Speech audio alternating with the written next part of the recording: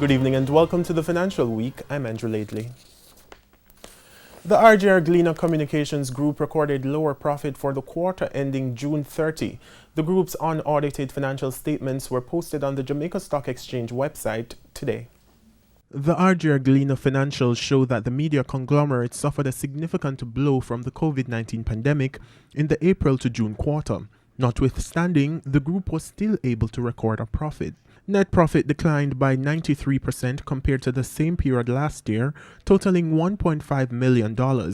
Revenues for the quarter also declined by $299 million, largely experienced in the print and radio segments of the business. The company sought to mitigate further reductions by implementing cost reduction measures, which included layoffs, salary cuts, and the suspension of some services. The group says revenues shrank as advertisers reduced their spending and numerous events were cancelled or postponed. But the company notes that revenue declines were partly offset by advertising and promotional initiatives, which included online education programs and virtual parties. The company says these initiatives prevented what would have otherwise been an even deeper decline during the quarter. The RJR Gleaner Group says while some recovery in revenues is apparent, the group continues to look for opportunities to leverage its position from a restructured cost base. Notwithstanding the challenges, the company says management continued with its digital transition, a direction which it says is even more justified and accelerated by COVID-19.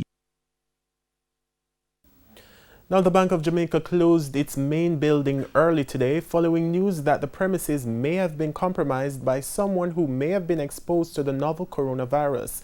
The BOJ says the decision to close comes merely out of an abundance of caution, as no BOJ staff member has tested positive for COVID-19.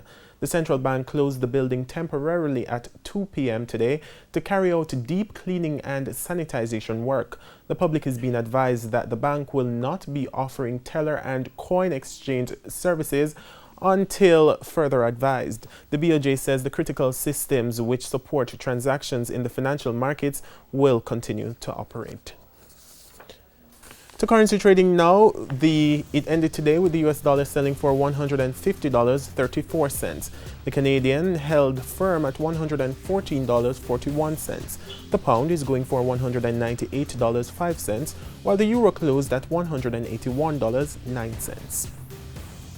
The JC index gained 772 points today, and the junior market index is up 4 points.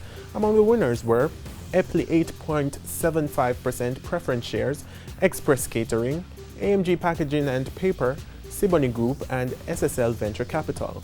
Now on the losing side were Jamaican Teas, First Rock Capital Holdings, Palace Amusements, Scotia Group Jamaica, and Stationery and Office Supplies.